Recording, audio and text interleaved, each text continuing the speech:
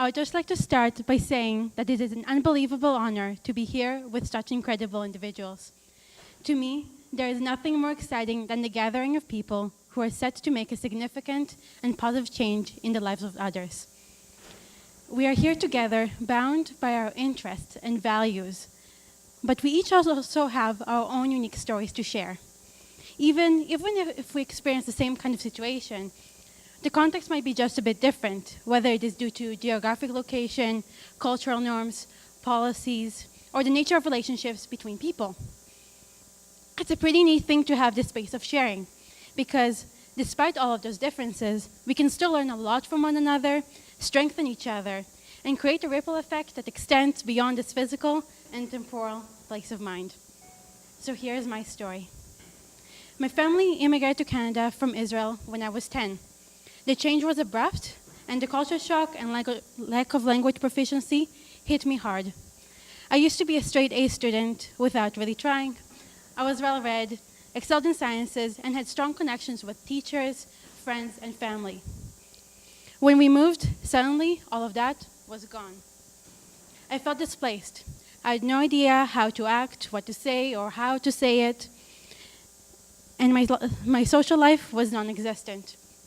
Despite having a supportive family, I felt like I was lost, and I felt so alone. It was only in grade 11 that my social life picked up, but the stress of getting into a good school in grade 12 left me once again a broken spirit. I got into UBCO, obviously, but my inner self was just beginning to heal.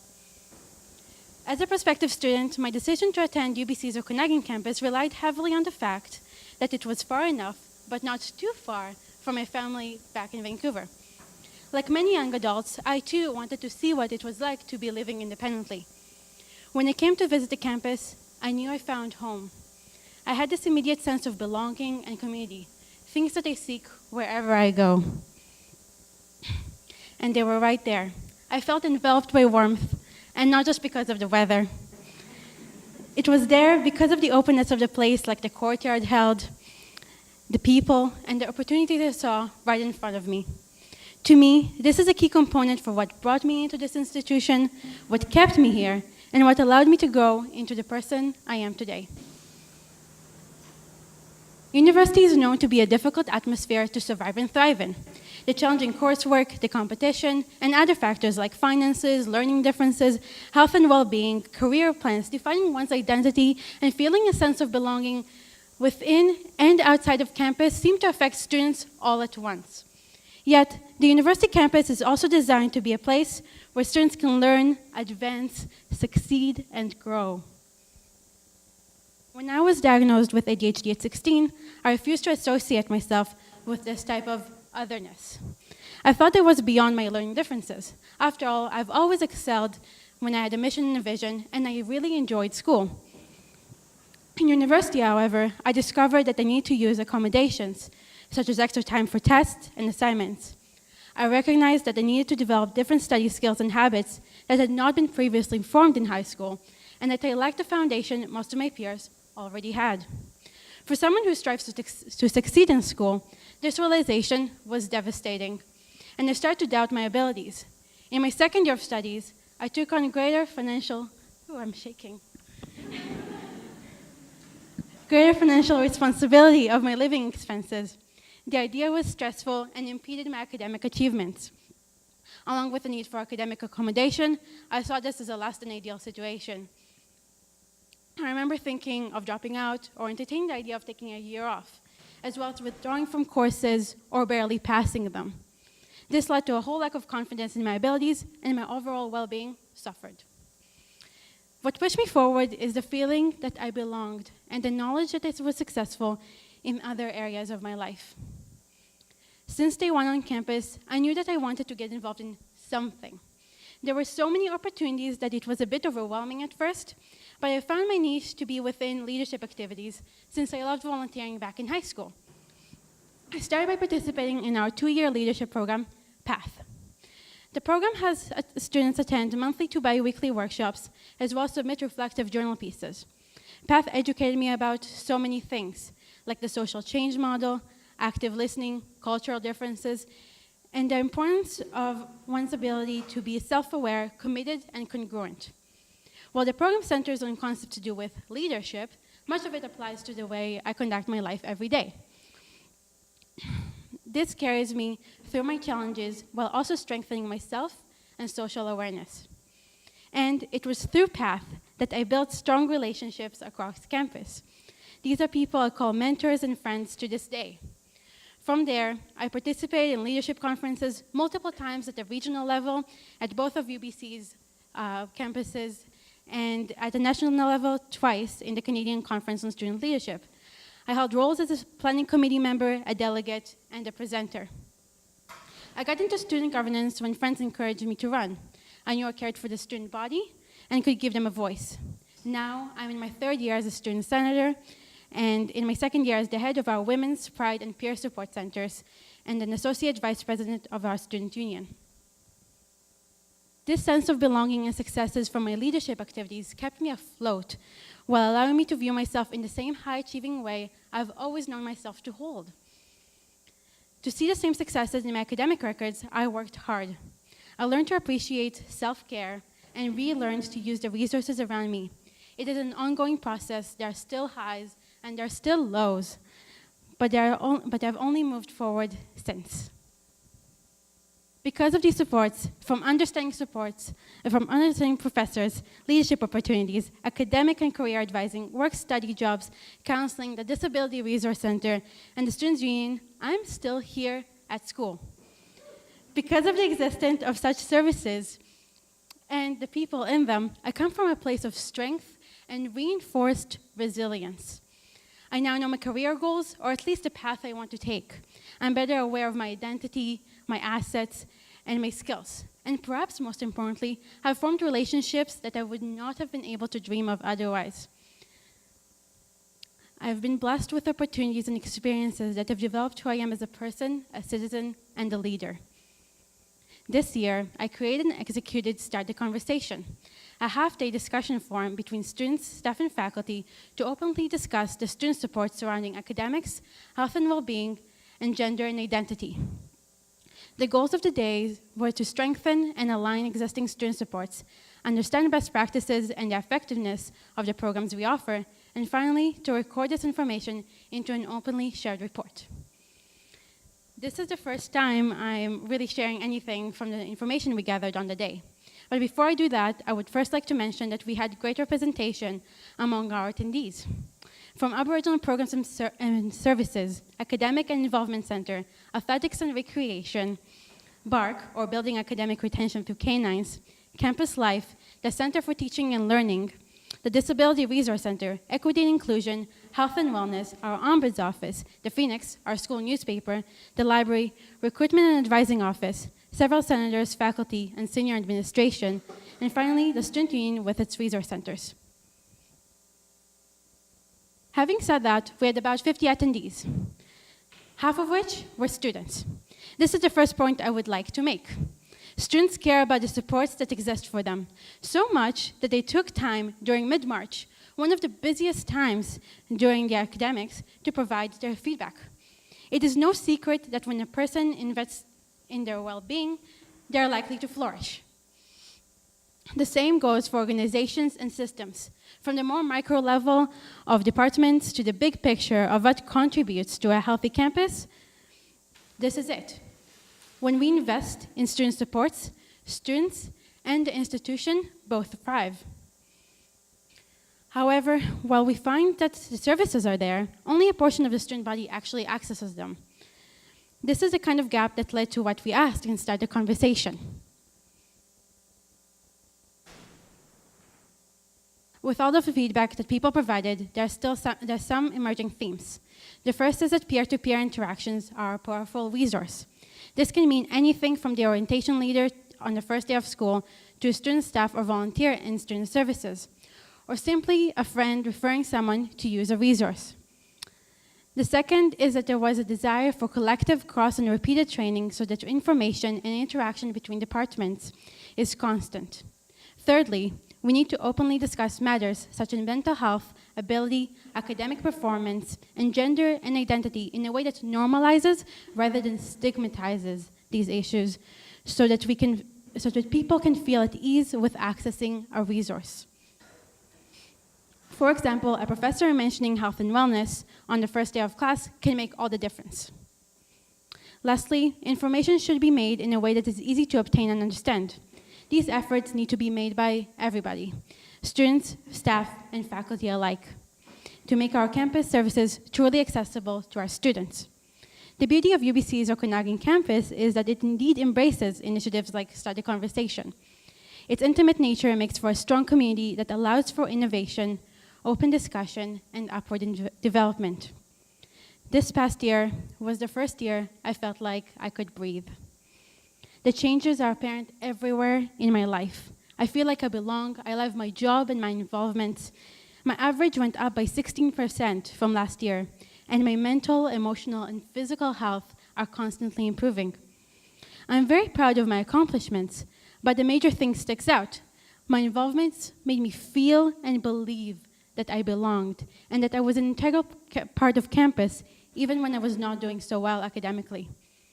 I'm a strong person, yes, but I could have not done this if it were not for the supports and the community at UBC Okanagan. A health-promoting campus has the ability to shape positive habits and send off its graduates educated and healthy. From here, we have a domino effect. When a person feels connected, they will stay and they will thrive, and they will be engaged in their community. Everyone in the campus community has an impact on the student experience. One last short story. In my third year, I went with a friend to a study session the day before a big, stressful final exam. I was really anxious, but once the bus arrived on campus, my friend saw me with this big smile on my face. She said, "You're always so happy when you're on campus." Let's make it so everybody feels this way. Thank you.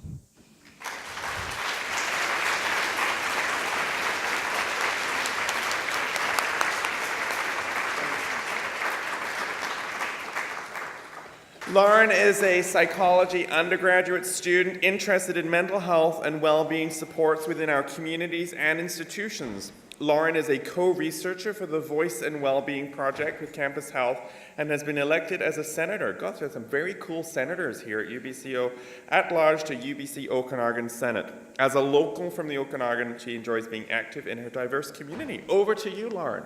Thank you. Hello, my name is Lauren Oleksewich, and I am a psychology undergrad student here at UBC Okanagan. First of all, I just wanted to be completely honest and start off by saying the biggest struggle in putting this speech together is that I can't fathom the idea that I have to be standing here in front of a room of arguably the most impressive individuals and enlighten you on something that you supposedly don't already know. But with that being said, I am a strong believer in that every personal experience and story holds extreme value. Everyone experiences throughout their life a spectrum of well-being, with moments of distress and feelings of defeat, followed with personal successes and outcomes. This is what makes us human. This is what connects us all. This is what's brought us here today. With that being said, I would like to share with you my story, which I haven't shared with many before. About a year and a half ago, my once positive relationship with my mother very quickly and drastically had changed. I was soon in a situation where I was being told I was not of equal value, I was a source of unhappiness, and I was much more so a cause of problem than I ever would be a solution. I was immersed in this very destructive environment for the majority of my second year and found myself facing a new and ongoing battle every day. The emotional attacks eventually turned into a physical outburst, which was the point that I finally took myself out of the home situation. I still, however, experienced the harassment from my mother in the workplace as she was my employer. So I later had to quit my job due to the emotionally abusive comments and threats that were surfacing in that environment. I eventually had to seek advice from the school counseling system to extend and drop out of a course, because at the end of the day, I was so physically and emotionally drained that focusing on anything other than my situation was nearly impossible. This was an extremely hard part for me to deal with. I blamed myself for not feeling psychologically competent, and I would ask myself, how am I supposed to be successful in this field if I can't even handle my own well-being? I witnessed myself slowly change from once a very laid-back, confident, and easygoing person to dealing with moments of severe distress and easily triggered anxiety on a daily basis, which is happening right now. It was then that I came to terms with the fact that I needed to detach from the situation and regain my mental well-being. With this, I learned the importance of acknowledging, as we'd much like to think otherwise, that we are only human. We can only handle so much on our own, and sometimes you just have to ask for help. As many others in this helping position may know, that can be extremely difficult for us to do at times, to turn the scope back onto ourselves and to take a look at what it is that we need. This was and is extremely difficult for me to this day. This past year, I became very involved in volunteering with UBCO Thrive, which is a week-long series of events and a mindset focused on supporting and advocating for positive mental health. From there, I was offered a work studies with Campus Health and research assistance for the Voice and Wellbeing Project, where I've been continuously given more support and opportunities than I ever would imagine, like being here today. I was then later elected to be a senator at large with the Student Senate Caucus, and the chief engagement officer of this caucus, where I'm currently working to ensure that the mental health and well-being of our staff, faculty, and student members are made a priority within our legislative policies. This past year has been arguably the hardest time of my life, but within this community, which, like basically every other student, has caused me a great deal of stress and struggle, I've been able to grow and excel much more than I ever thought possible. I've learned so much personally and academically, have been given the most valuable experiences and opportunities, and most of all have built a sense of belongingness and connectedness to the campus and community that, even as a local to the Okanagan, I never had before. I don't know where I would be if it weren't for those who have embraced and supported me along my journey, but I can say with extreme confidence that I wouldn't be right here and right now. When we give our support and our interest into our students, coworkers, and associates, this adds so much more value to everything that we do. By far, the most valuable thing I've done with my undergraduate degree so far is get involved. Unfortunately, there are far too many of us who don't feel this way, who don't have the same connection to the environment that many of us here do. I was the same way this time last year. Though my personal experience and the experiences of those who've spoken before me are very unique and different than others, I'm not on the right page. I would argue that they mimic the feelings and experiences of our campus community far more than we account for. I believe there is a strong argument in that the way we've established our universities mimics that of social Darwinism, and that only the strong are meant to excel and survive. This mindset and behavior only induces further stress into our already critical and ever-changing time in our lives, and comes at a high cost towards our psychological and physiological well-being. Yes, this is a place of higher learning, research, and professionalism, but how are we supporting our students, staff, and faculty so that they can produce the highest quality of work without being detrimental to our quality of life? Instead of looking to blame ourselves and our members for how they deal and react within our institutional environments, we should be reflecting upon the environments first and how they are influencing our members. If we want to ensure that we are fostering a healthy and thriving campus environment, then we need to do just that. By focusing on student learning and creating an outstanding supportive working environment, we then increase support and focus surrounding student mental health, which we all know has a direct and profound impact on their academic performance, whilst simultaneously fostering a respectful, inclusive, and healthy workplace environment. And that's pretty much all I have to say about that. Thank you.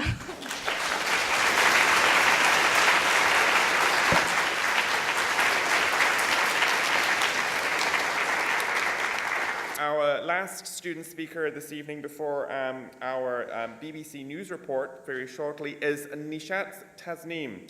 Nishat has graduated with a BSc Honours in Biology with the class of 2015, so a graduate. That's very cool. During her undergraduate degree, she won several awards for academic and extracurricular involvement, such as the Undergraduate Co-Researcher of the Year, wow, and International Community Achievement Award. Nishat is interested in public health and the connections between people and place. Welcome. Are you okay here? And then you just press that button. Thank you so much. Thank you to the organizers, especially Melissa, for inviting me to speak with you today. And thank you to all the speakers before me for contributing their stories. That's certainly been very inspirational. I don't have a speech prepared, but I have brought along a couple of pictures, exemplary of my university experience and my education so far. So I'll start with a quick study. I graduated this year with a BSc Honours in Biology, and I'm starting a master's at UBC Okanagan in molecular biology. And I am from Dhaka, Bangladesh. It's the capital city of a little country located next to India. My university experience was a time of a lot of firsts. I am the first member of my family to go to university, so I'm a first-generation university student. This is my first time in North America and Canada. I had never been to on a plane before and traveled to a foreign country. So on the plane ride, despite being excited, I was very scared. I was thinking that it almost felt like I was being uprooted from everything that I knew to be familiar to myself and moving to a foreign place. And I had all the insecurities that any student, especially an international student, starting something new would have. Am I going to fit in? Am I going to make friends? Am I going to find support? How's it going to be like? And so along that flight, the thoughts concentrated in my mind. But as soon as I got out of the airport, I had somebody greet me, and I saw this sign. It said, "Special welcome to all international students from UBC Okanagan." And I had a Jumpstart assistant, which is an orientation program for your international students at UBCO, hold my name up on a placard and greet me and give me a big hug. They took my luggage, they transported me to university, and I met a group of other international students who were experiencing the same giddy emotions, and we talked about, introduced ourselves and talked about our lives. So that was my first week at university. And it was as if an immense burden had been taken off of my shoulders. It was as if I had found a place that I knew that I could thrive in, that I knew that I could belong in. And I know that that's the kind of welcome that some of you received from us this weekend, because I met some of you at the airport as I was sitting and greeting you at the table, similar to what we do to our international students here. And so once I had that moment of comfort and of belonging, I ran with it. I thought, let's create some aspirations. So here's what I wanted to do. I enrolled myself in a Women in Science and Engineering mentoring program. I applied for student service positions, and I worked in positions such as peer mentoring, residence advisor, marker for classes, TAing, supplemental learning, where I help other students learn biology, which is a subject that I love. And then I wanted to give back to the community, so I started volunteering for our food bank, for SPCA, for middle school as a community service learning mentor, working with middle school students. I judged science fairs, I raised funds for the Canadian Cancer Society, and I wanted to go on adventures because I was in this beautiful place and this was my immense privilege. And so I did. I snowshoed for the first time at Big White at a ski resort. I went to an ice climbing tower, and this was part of 12 days of winter activities program that's funded through international programs and services. And so I had such a blast that I coordinated 2 years of this program in 2012 and 2013, when we offered adventures for all international students who didn't go back over the winter but stayed back on our campus. I went on other adventures over the summer. I went skydiving, and this is me looking goofy in the stratosphere, looking down upon our beautiful Okanagan territory. I started to become part of groups, so this is our orientation program. It's called Create, and I was an orientation leader because I had a wonderful orientation leader who inspired me. And this is us on Create Day, welcoming incoming students, domestic and international, to our beautiful campus. Here is a group of us. This is a group of us who organized Cancer 101. It was UBCO's first cancer awareness event for students, and we raised funds for the Canadian Cancer Society, and we received funding from the university to put together this conference, and it was hugely successful and something we want to continue on. This is my supplemental learning class. It is a space where I provide service to students who want to practice their learning skills and help each other learn, and this is my first year biology class. And we meet every week twice, and we learn biology and get excited and try to do well as students.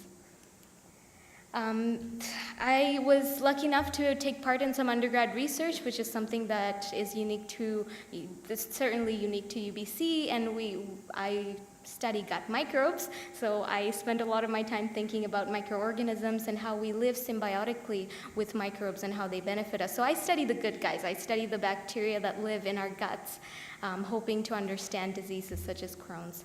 And so for that, I received funding as an undergrad research award recipient, and then I was awarded undergrad co-researcher of the year. And this year, I'm traveling to New Zealand, actually, in a couple of weeks to present my undergrad research. And so this all started because my campus inspired me, because the students and the staff and the people that live and work here inspired me. And I wanted to conclude by saying thank you to all of you, because I'm sure that in your positions you inspire students and people so that they can achieve their dreams and their potentials. So thank you very much for having me.